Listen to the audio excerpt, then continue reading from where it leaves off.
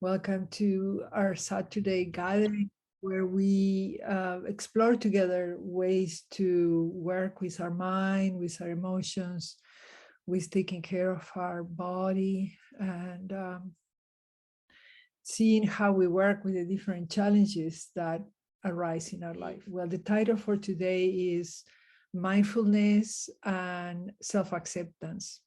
And the two are very much interrelated. So first, I want to do a quick check with you. How many of you meditate, maybe, or do some forms of meditation? Great. So quite a bit of you actually meditate, and some others are perhaps making an intention this year of familiarizing yourself more with meditation. That's great. And sometimes when we meditate, we think, oh, I would be a better meditator if I didn't have all these thoughts that come up during my meditation. And then we try to relax and let go. But the thing is that, first of all, we do want to clear our mind, but that doesn't mean to make our mind go blank. It cannot go blank.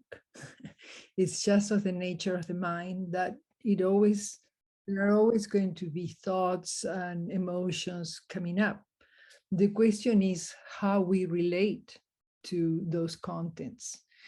And the other thing is that, in fact, we do want the mind to notice that the different processes we are going through.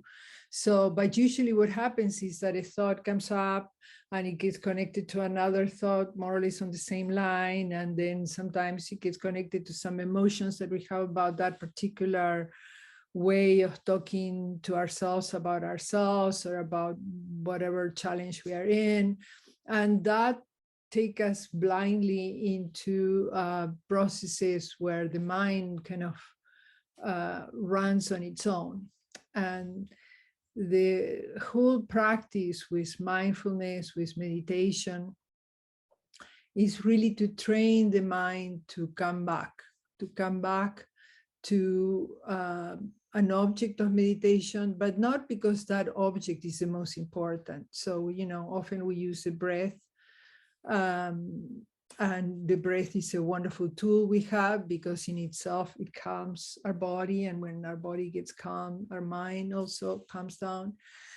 But what we are mostly interested is not in the breath itself or whatever the focus of attention, the object of meditation is, but on the attending, on the being able to bring the mind back from those wild journeys that sometimes it goes and that we know affect us, because we know when we go into doubting ourselves or into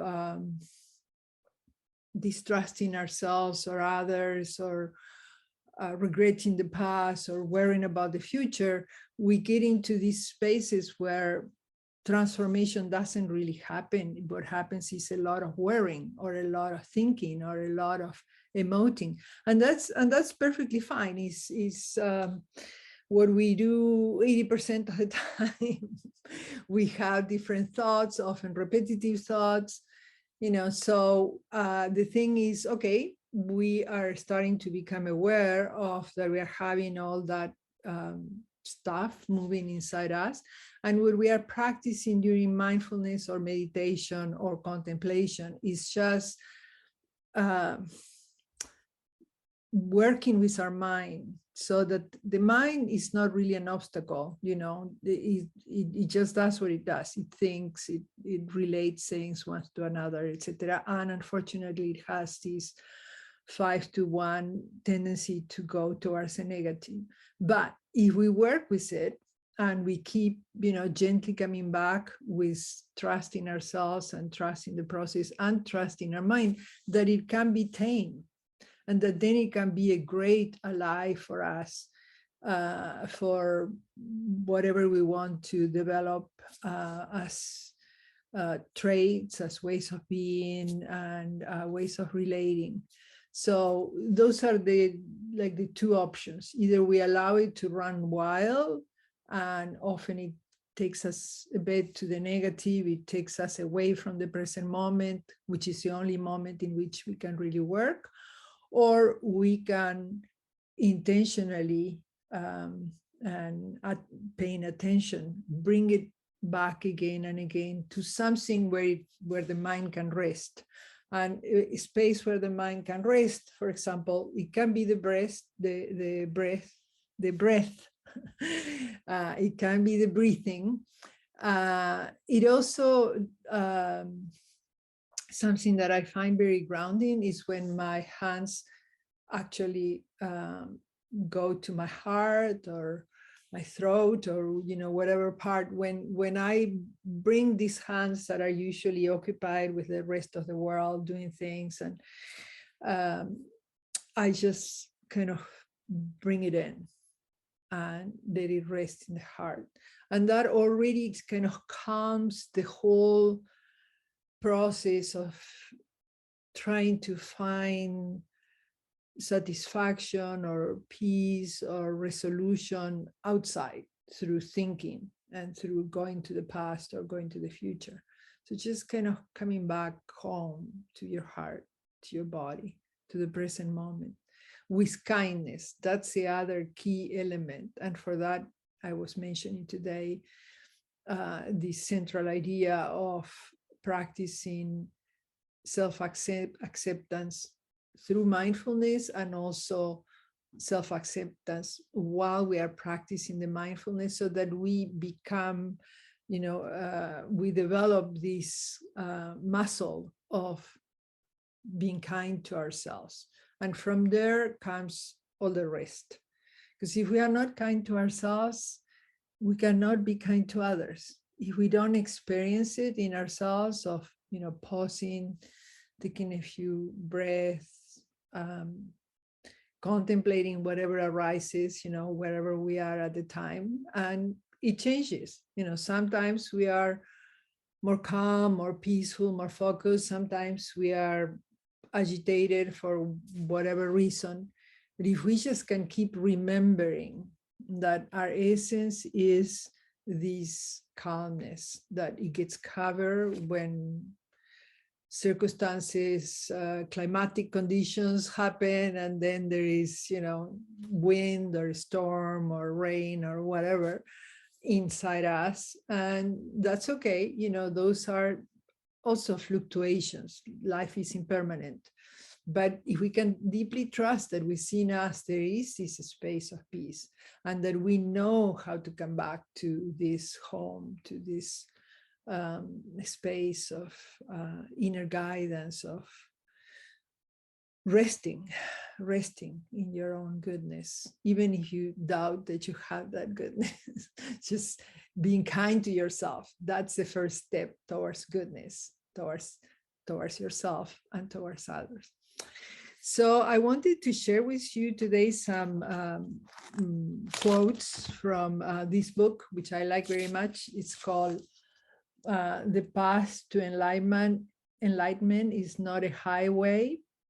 It's by Baba Haridas, who is the founder of Mama Donna, and this one, and is one of my main teachers. He died now, but he's still present with us, like all the great spirits and all the spirits of the people you love. Once they die, they are not limited anymore by the body, and they are with you. So Baba Haridas wrote several books. He made a vow of silence when he was, I never can remember numbers exactly, but I think he was 17, and he had an experience of strong anger where he said some harsh things, and then he made a vow to himself, okay, I'm not going to speak for the rest of my life. I'm going to practice silence, which is a tradition in the spiritual practices also of working with this, always answering and letting ourselves be identified with our thoughts and our emotions and reacting. So he took it to a deep way. I'm not saying be silent for the rest of your lives. I know many of you are very communicative and social inclined person, so it's not, I'm not advising that. Although, you know, an hour of silence or a half a day of silence or one day or a weekend of silence is a good thing. I mean, it gives you a sense of resting. And even from the point of Qigong too, they say you keep more your yin energy, your receptive energy, the more silent that you are. And the more you talk, you spend that yin energy, that receptive, cooling energy, and eventually it depletes your vital organs. So it's good to keep silent. It's good to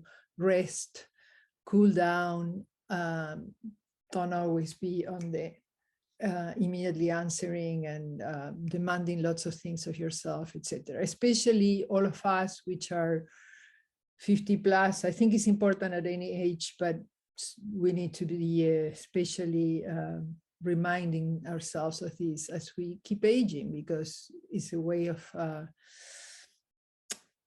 gathering our energy and helping our body to keep as well as possible and to heal when it's sick. So let me see, I had a little paper where I had written the pages, but I did bring it. Oh, good, because I have so many markings here. Okay, one of the ones I wanted to share with you is in page 213, and it's about the importance of meditation. And we're going to talk a little bit about that, but I love the way he put it. I mean, he writes, he was silent, but he would write like aphorisms or verses, you know, something brief for people to meditate about. And this particular one, for example, the page that just happened to open, says, one who has lost touch with the center of his or her being becomes restless, confused, and depressed. One gets back in touch with that center by contemplation and kindness, contemplation and loving contemplation. The one I wanted to read to you is this one. Practicing meditation on a regular basis is like wiping the dust from a mirror every day. In a clean mirror, you can see yourself clearly.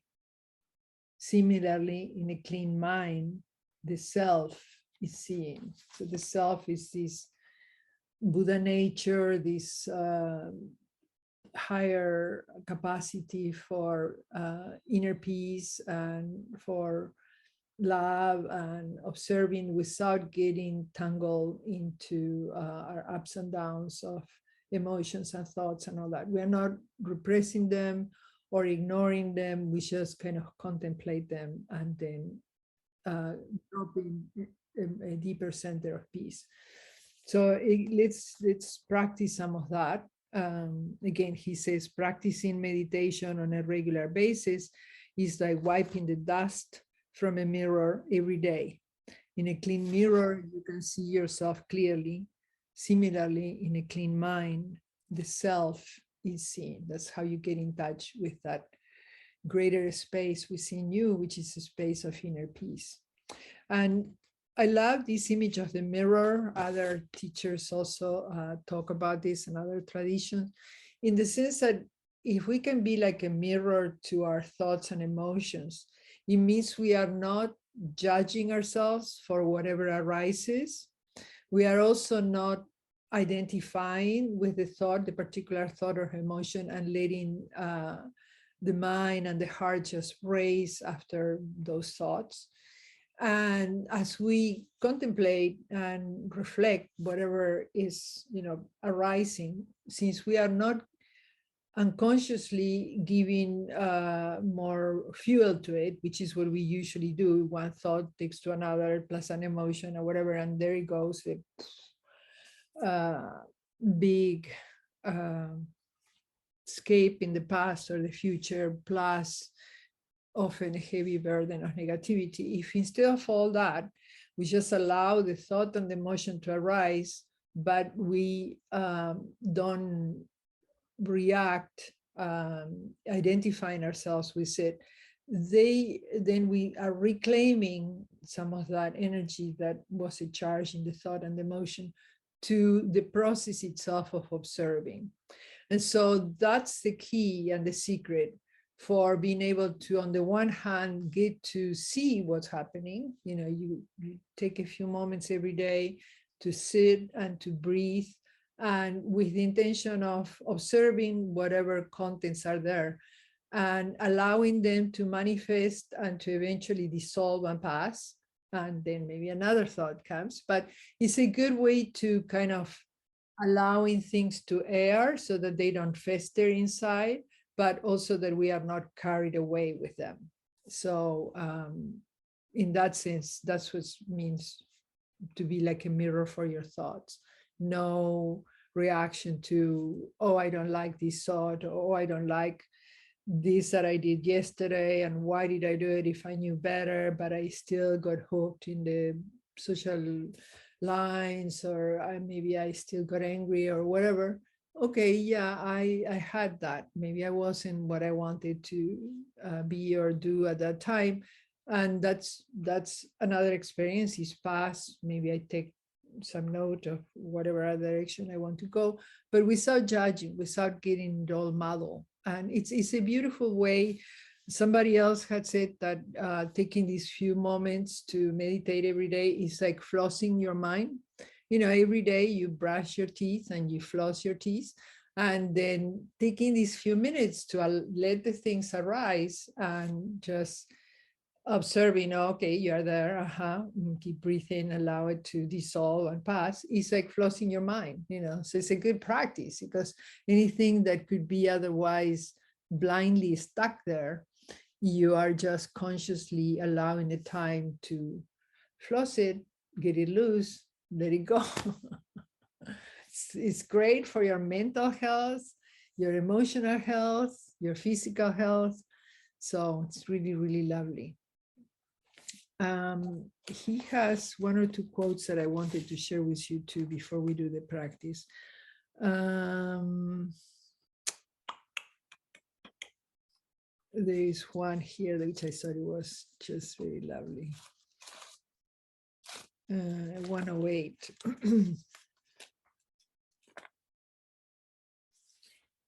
If you wish for a spiritual development, then start now and never stop.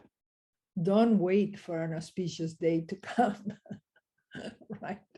Sometimes we go, oh, I'm right now too busy. I'm in the middle of projects. I'll do this after I finish, whatever, lots of things. I'm traveling.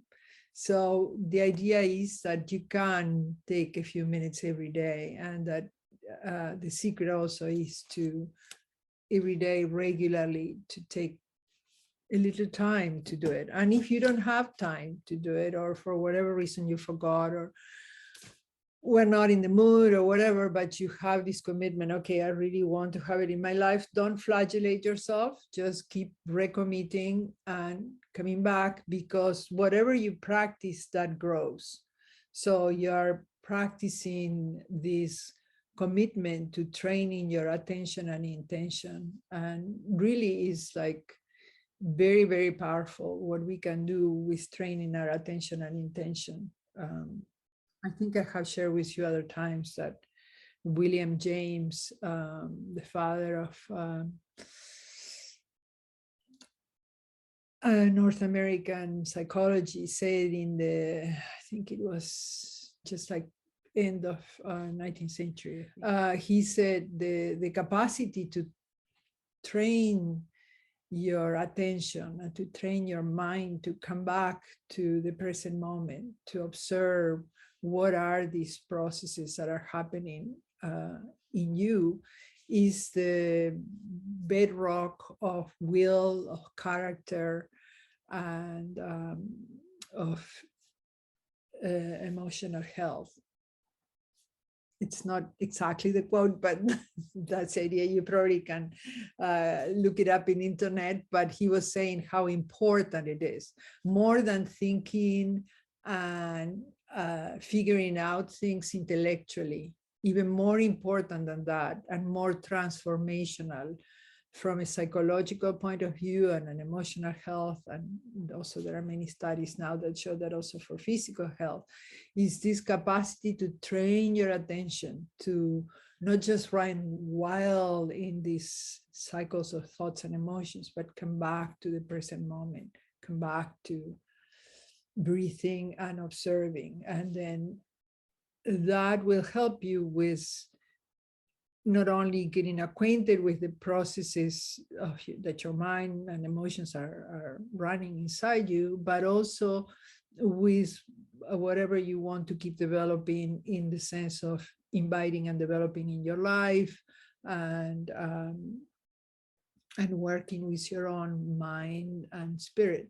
It has to start with bringing the attention and intention to what's happening inside and recommitting to what you want to develop. So let's do a few practices.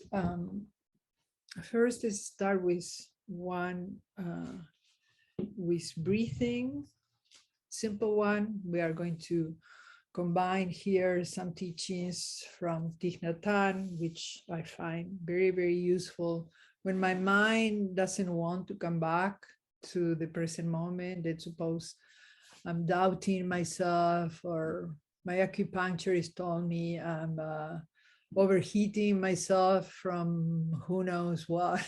Come back to the present moment and to come back to the sensations in my body so that I can calm my body, and then my mind comes down. Something that I found very powerful when my mind is not wanting to go to it, just say, okay, if I say it in words, what I mean it for the attention and intention, it does help me to actually also experience it, combining it, experiencing it with my body. So let's practice a little bit of that, and then we are going to expand a little bit the range of the attention. So we sit or lay down in a comfortable position so that you're not struggling with the posture. But if at all possible, if it is comfortable for you, it's good to have a straight posture so that your vital organs have more space inside your spine, where the whole nervous system and the channels of energy recognized in ancient traditions, major channels of energy also along the spine, in front and behind it and through it. So posture where the spine is more or less straight, if that's comfortable for you, sitting or laying down, inviting the body to relax.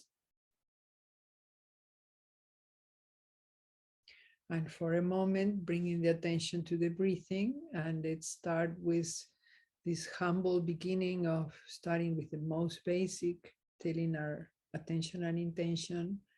As I inhale, I'm aware that I'm inhaling, and I inhale like sighing. As I exhale, I'm aware that I'm exhaling, and I exhale, letting go. You can bring one hand to the heart if you like. You can have another hand, or just the hand following the movement of the air, whatever at this point helps you. For some other people, it may be putting the hands at the abdomen. So you choose one. And so as I inhale, I'm conscious I'm inhaling, like sighing. As I exhale, I'm conscious that I'm exhaling, letting go.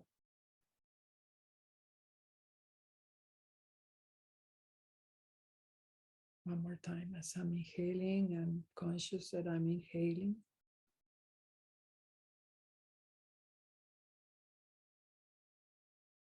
Following the inhalation all the way. As I exhale, I'm conscious that I'm exhaling, following the exhalation all the way.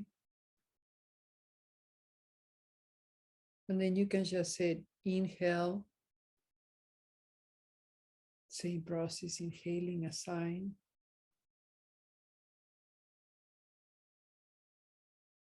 Exhale. Same process, whole exhalation, letting go. So 2 or 3 of these, I'll be silent. Well, inhale.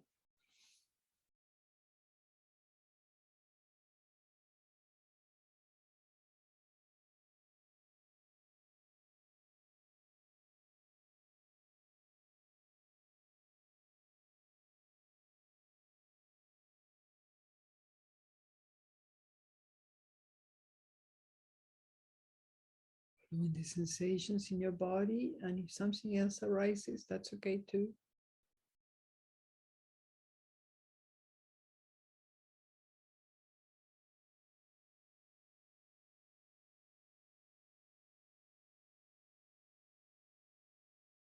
So we are, by doing this inhale and exhale, now let's do, as I inhale, I relax my body.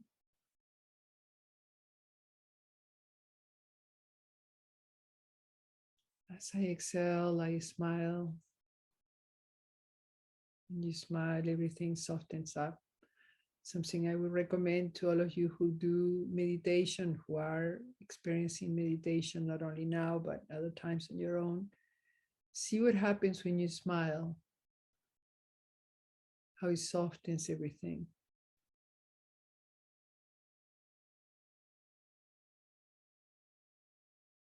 Smiling is another way of accepting what is.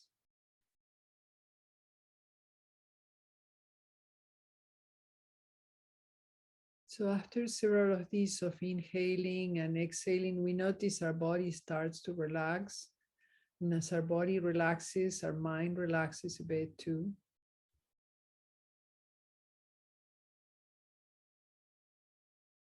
And now, while we continue inhaling and exhaling, we are inviting whatever thoughts want to arise, and we just keep creating a space around it so that they can be welcome.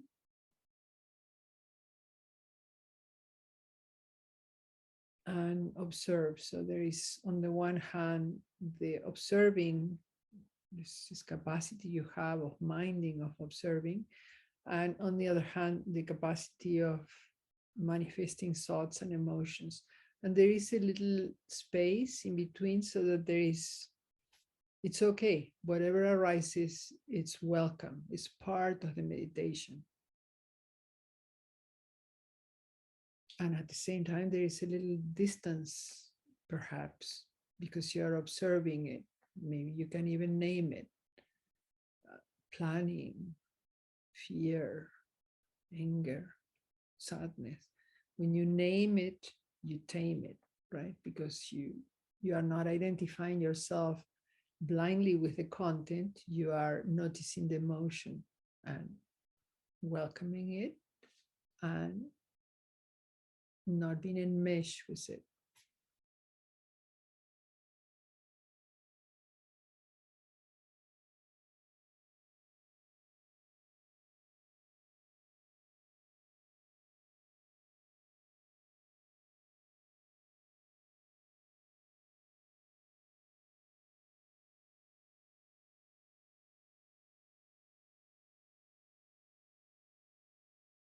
Maybe we can also consciously invite something that it's troubling us with reference to the way we have behaved, or the way we speak to ourselves, or maybe plans that we have that we don't do, or whatever, something that has to do with a relation to yourself.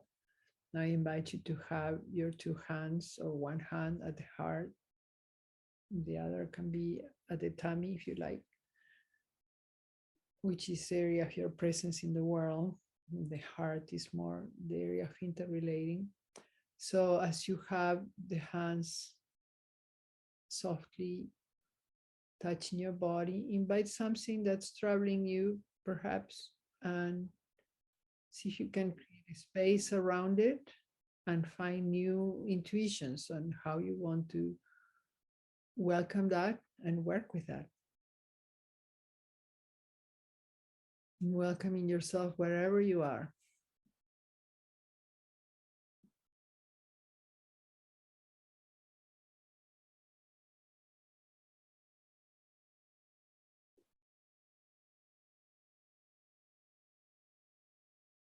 with compassion, with understanding, being your best friend, and committing to being there always.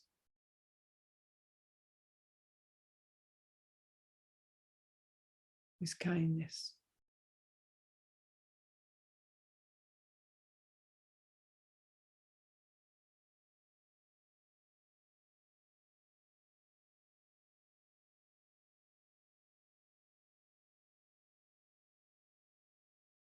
Yes, I know it's difficult. Maybe you can tell yourself about whatever is happening. And this is how we can work with it.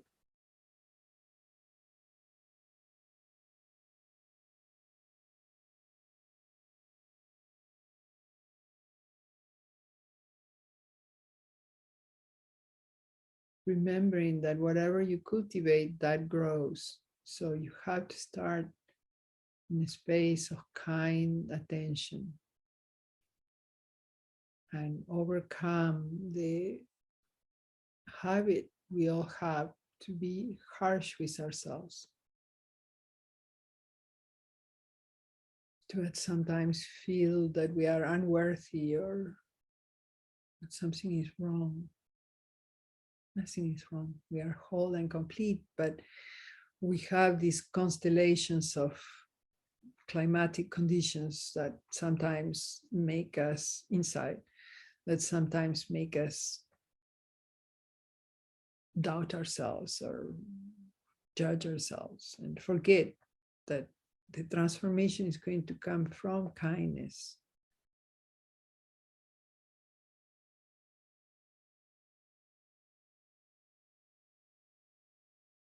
And the being in peace, it's just meditation shouldn't be like a difficult practice. It's just sitting for a moment, breathing, embracing yourself, and accepting wherever you are at the time. And also knowing that you can keep cultivating without too many expectations, but you just cultivate because that's a way that the brain can, go through different experiences and lean towards the positive. So we know we have the tendency to lean towards the negative. We just keep working with ourselves to train ourselves to take in the good. So now I invite you to remember a moment of love or kindness or peacefulness that you have had, and know that that's within you. Maybe something that makes you smile, maybe some moment of, yes, I know I have it inside me. I have these moments too. So let me go towards that. And if you don't have any of those moments, maybe you're not remembering quick enough, you can also imagine how it would be to be filled with loving kindness towards myself.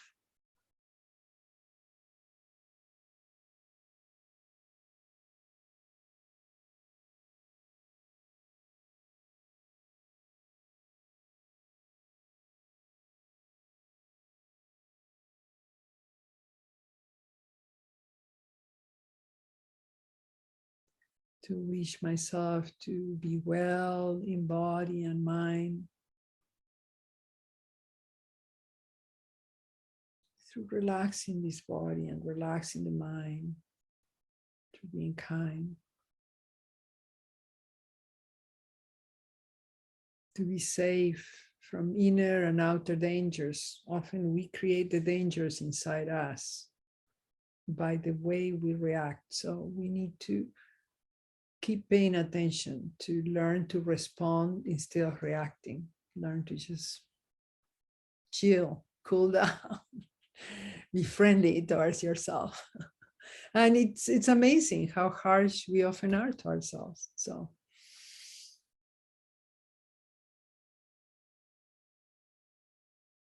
Okay, so let's do a few practices, embodiment, see how, besides taking these moments to relax, I mean, you can also do it before you go to sleep, take a few moments, maybe remember some things that you are grateful during the day, and also a little recognition to yourself for whatever efforts you put, for whatever kind moments you had. And in the morning too, start with celebrating that you are alive and that you are one of the flowers that consciousness has created, and it needs all of its flowers to bloom. It doesn't matter if it's whatever shape or colors or whatever, just it really, consciousness embodied in each one of us is a journey that invites us to bloom in whatever way we can, with our understanding, with our coming back to kindness. And then it's not only for ourselves, but it's also for the people around us. So hope you do it. Okay, so hope you be it, or just try the journey for the sakeness of the journey. All right, so let's do a few practices with movement, and then we'll come back and talk. So I have been thinking that probably it makes more sense to dedicate a little bit more time to the movement, so that you get the experience of the practice and the movement. And so today we're going to stay a little bit longer with the practices, okay?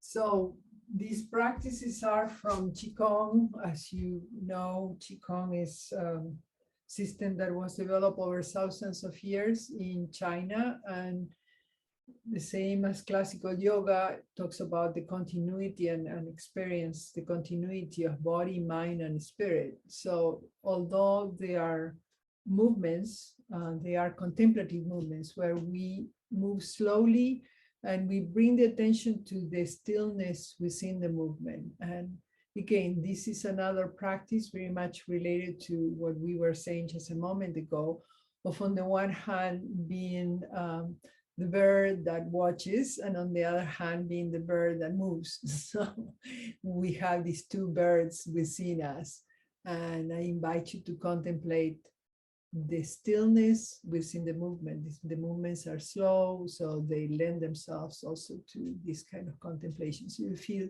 even more relaxed as you do this foregrounding and background of attention and movement, okay? And like always, we stand with the feet open, more or less at the width of the shoulders and hips. And we are going to feel the contact of the feet with the ground. So you cannot see my feet, but I'm going to do with my fingers of my hands, which you are going to be doing with the fingers of with your toes. So in Spanish, we say los dedos de las manos and los dedos de los pies, but you in English say fingers and toes. So you be doing with the toes what I'm doing with the fingers, which is raising the toes and lowering, feeling the whole contact of your toes with the floor. And also moving your weight a little bit to the front and the back, like a bamboo move with a soft breath. Feeling the whole contact of the soles of the feet with the floor.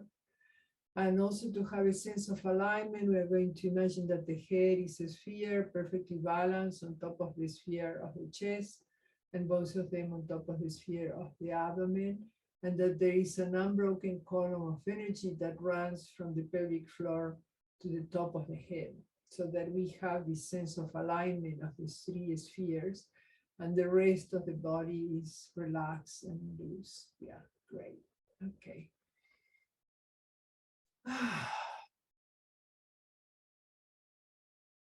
So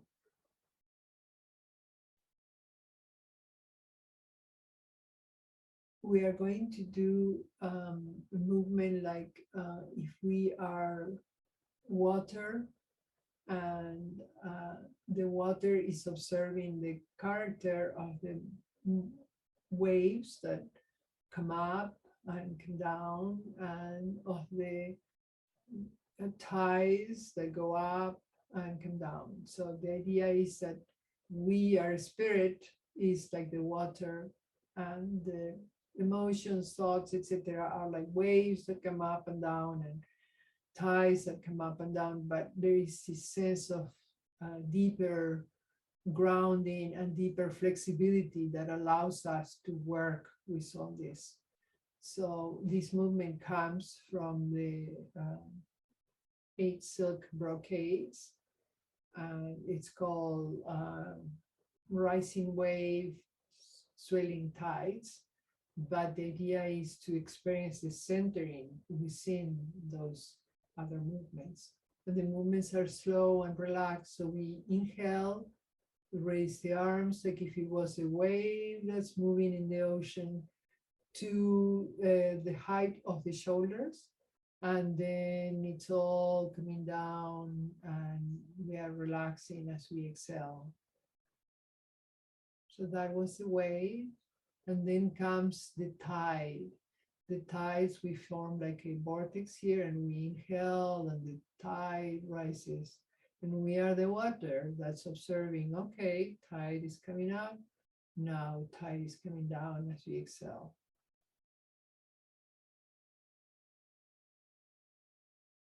And noticing the stillness until the next wave arrives. Stillness within the movement. Inhaling, exhaling, allowing everything to settle down. Same as we do when we are meditating. Now, noticing the stillness when there is no movement, but also the aliveness there inside you. And then comes the tides. Inhaling, the tide rises, turning the hands, tides subside.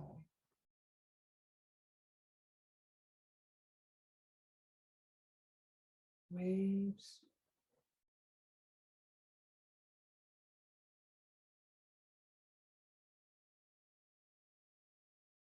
Waves settling.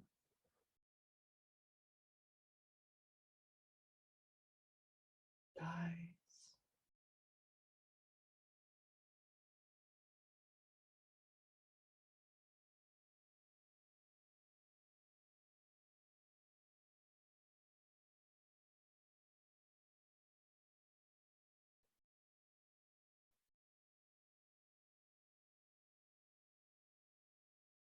Noticing the stillness within the movement.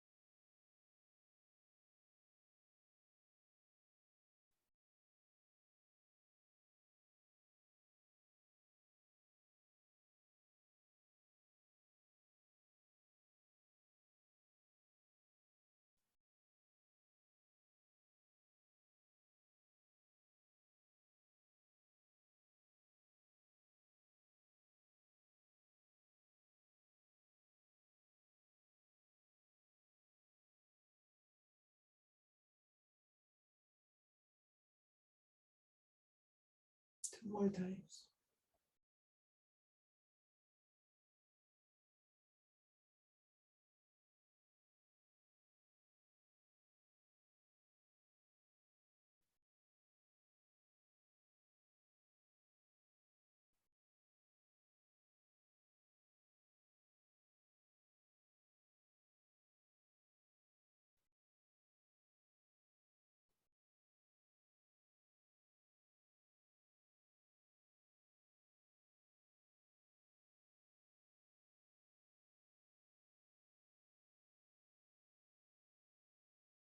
So two more times in the sense of two full, complete ones. So waves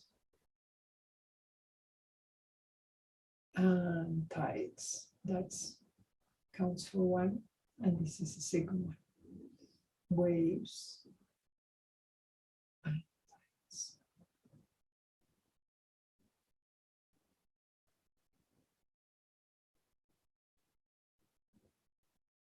And then for a moment, just standing there, noticing the relaxation, the aliveness, and the stillness of your body, mind, spirit.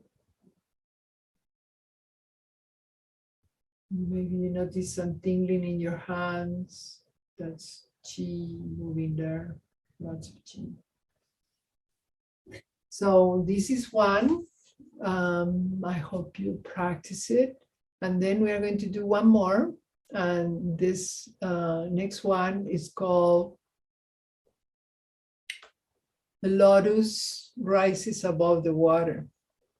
And the lotus is each of us, right? Each of us, we are working with various difficulties through our life, and maybe even now in the present moment. And, life keeps changing and putting different kinds of things in our plate. And then we work with that, not only for ourselves, but also because we want to make ourselves available also to others. And even if it is just in the presence, even if it is just in a smile, even if it is just taking care of a plant or a pet or whatever, the more peaceful we are, the more it radiates out to everyone and everything.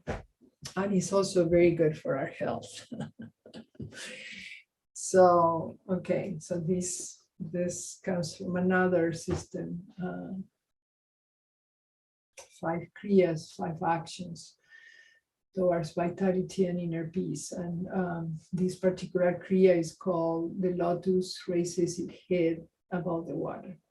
So the movement is very simple. We again start with the feet firmly planted on the floor, body straight and relaxed, inner alignment of the 3 spheres, and the hands and arms relaxed. And then they are going to come up as we inhale, with the fingers pointing a little bit downwards.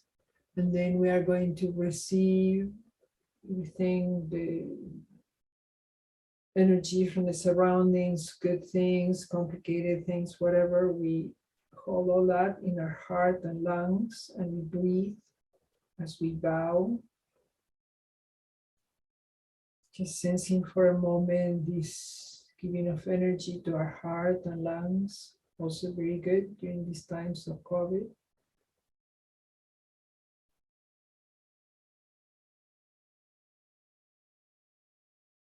So we accept how we are at this moment. We nourish our heart and lungs with several breaths.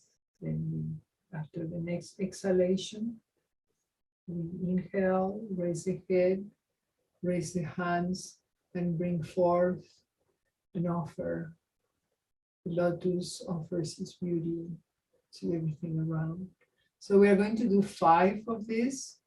Inhaling, bringing the energy to our heart and lungs, breathing there for a moment, getting energy there.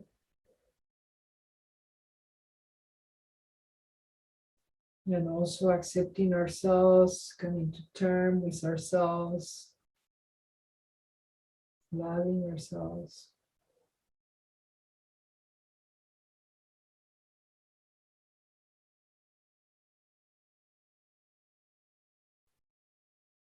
And that energy also nourishing our heart and our lungs.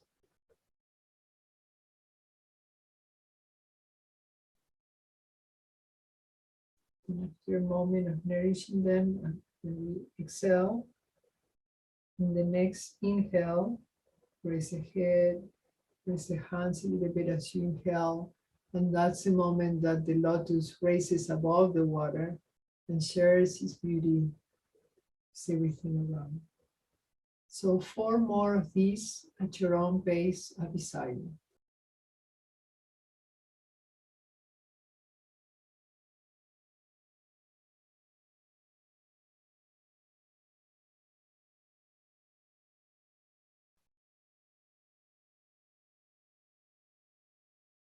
into your heart and lungs what they need.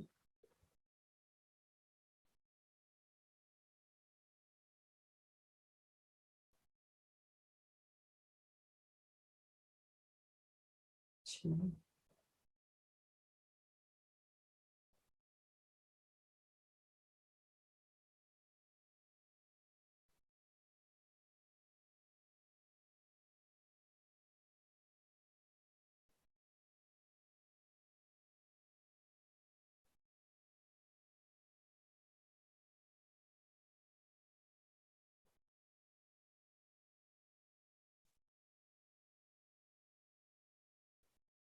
Follow your own rhythm of receiving, nourishing,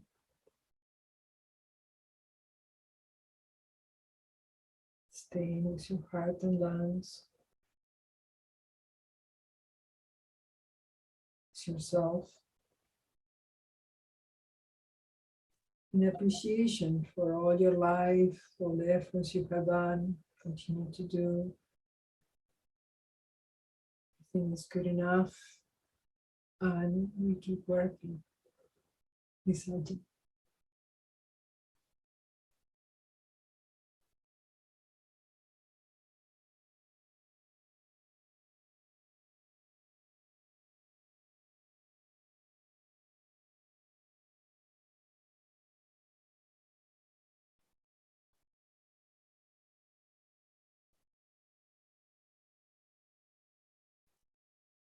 Allow those arms to open up. Don't hold them close to your body, but just receive it. Receive from the surroundings.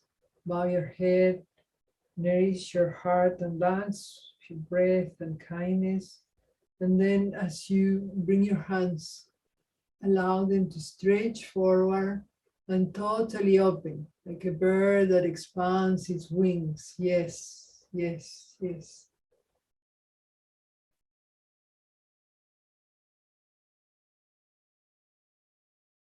Last time, or two, as you like.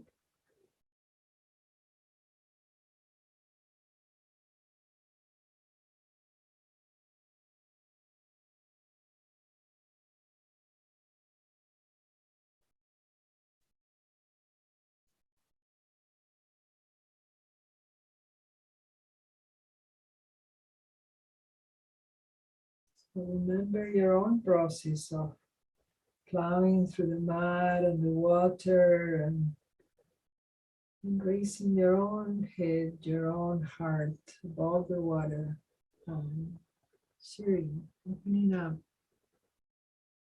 sharing. Then when you're finished, the hands turn palms down and the arms float down. And again, feeling the aliveness and the stillness in your body, mind, spirit. Bringing your feet together, hands together, like in prayer at the forehead.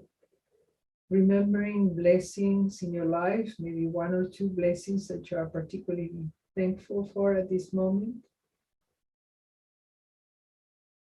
Just enjoying them and feeling them inside you.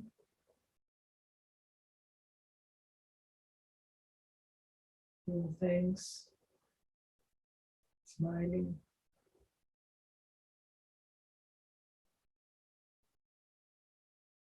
And then bringing our hands together in our chest.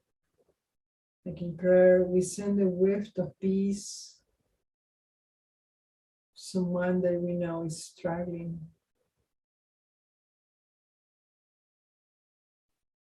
And we imagine him or her, wherever they are at this moment, receiving this waft of peace.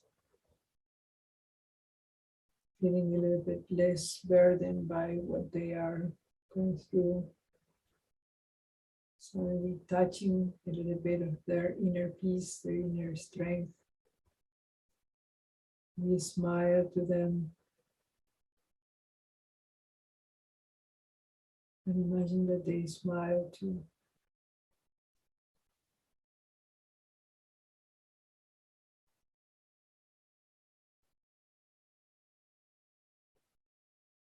this is a very effective way to connect with each other and to help in many cases where we don't know even what to do or how to be present.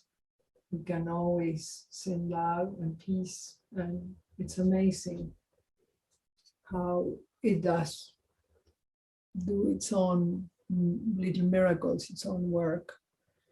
So, and it's also, we don't lose it, it multiplies. So it touches them and it keeps also blooming in us. So thank you so much for coming today and for practicing together. If you remember some of these and practice during the week, whatever resonated with you. So thank you. Thank you.